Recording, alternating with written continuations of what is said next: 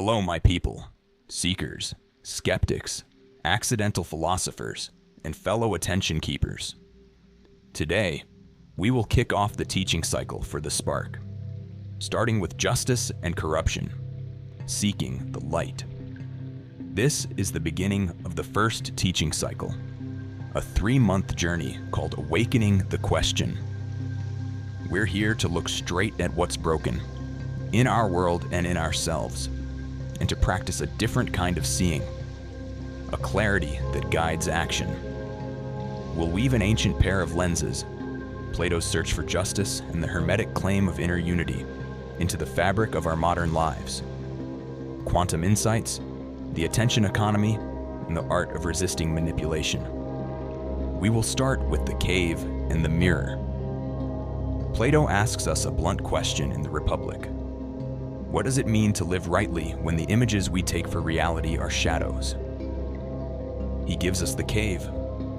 People chained, mistaking shadows for truth, and the difficult task of turning toward the light. The punishment for not learning to see, Plato warns, is being ruled by those who do not see either. The Hermetic writers, the Corpus Hermeticum, answer from another angle. Everything is connected. The inner and outer are not separate. Knowledge is not only a set of facts, but an attunement to a hidden order. They say that by aligning inwardly, we align outwardly. These two ancient intuitions join like two hands. One pulls you out of the cave, the other teaches you what to do with the light once you have it. So what does seeing mean today? We don't live in caves of stone anymore. We live in caves of glass and code. The screens we carry are mirrors that also edit what we see. Algorithms decide which shadows float across our wall. Corporations, political machines, and attention-hungry platforms refine influence into industrial-scale craft. That's the modern corruption Plato invites us to notice. Systems that shape desire, attention, truth, and power. But there's also inner corruption. The habits that make us prefer comfort, certainty, and tribal belonging over truth and courage. Hermetically, this inner corrosion is the same as the outer one. If your attention is habitually sold, outsourced, or numbed, reform stops at rhetoric and never reaches practice. So to awaken the question is to learn 2 skills at once. How to see the architectures that shape public life. Institutions, incentives, attention mechanisms. How to tend the inner conditions. Curiosity, discipline, humility that allow a person to refuse false visions. This brings us to justice as order of the soul in the city. Plato's ideal is simple in structure. A rightly ordered soul yields a rightly ordered polis. Justice is not an abstract virtue. It's a kind of alignment. When reason rules appetite and spirit, the person is just. When wisdom rules, the city is less likely to produce corrupt rulers. Applied today, institutions are systems of incentives and governance. When those incentives reward spectacle, short-term profit, or narcissism, the system produces corruption. When wisdom, slow inquiry, rigorous evidence, a commitment to fairness, becomes the incentive, the system stabilizes toward the common good. Practical takeaway from Plato: trust structures, not headlines. Look for incentives. Who benefits if this stays the same? Seek leaders who cultivate inner rule, who demonstrate self-discipline, openness to evidence, and the humility to change course. Now onwards to the Corpus Hermeticum, unity, correspondence, and the inner light. Hermetic teaching says the cosmos is not a random pile of objects, but a living tree. Patterns echo across levels. The secret is correspondence. The micro reflects the macro. So the corruption we see outside is mirrored within us. The reform we want outside must be practiced inside. Hermetically, knowledge is transformational.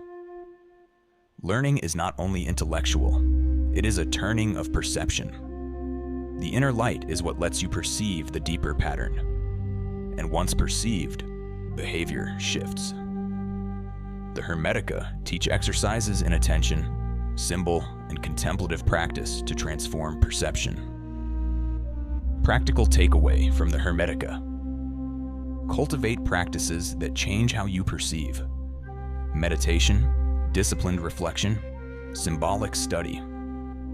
Adopt a view of problems that seeks hidden connections rather than surface blame. So, where does quantum science and ancient wisdom meet? We'll be careful here. Quantum physics is a precise science and not a spiritual vending machine. But there are useful metaphors without turning them into mysticism. The observer effect, in very specific lab contexts, reminds us that the act of measurement matters. In social life, what we pay attention to grows in relevance. Attention literally shapes outcomes. Quantum entanglement became a rough metaphor for interdependence. Systems can be correlated in ways that defy simple separations. Our technologies bind us into shared spaces where one person's action ripples widely. So, attention is not neutral.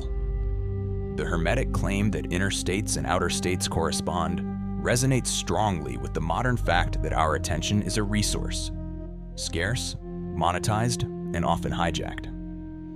If you align your inner attention, you change the probabilities of what will happen next. Let me speak on modern manipulation and what to watch for now. Here are practical patterns. Tactics modern actors, bad and merely careless, use to shape thinking. We name them so they lose their power. Algorithmic narrowcasting. You don't get a broad view, you get a feed tuned to your past behavior. The feed sharpens your existing beliefs.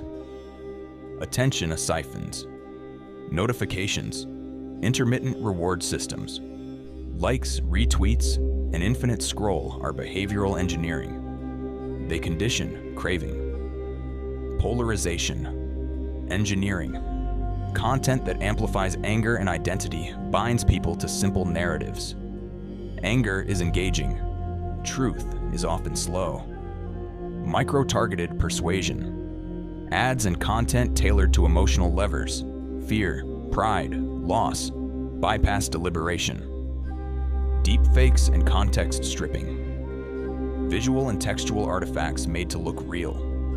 Deployed without context to provoke immediate reaction. In closing, Plato teaches that the just life requires courage and an orientation toward truth. The Hermetica teaches that truth is not merely information, but transformed perception. Together, they ask something radical.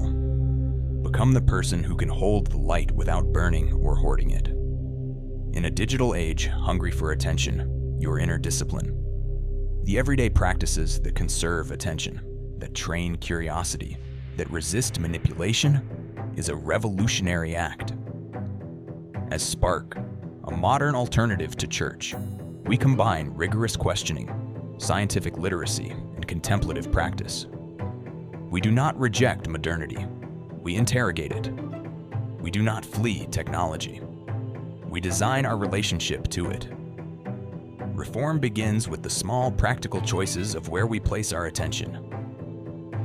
Go out this week with a simple experiment.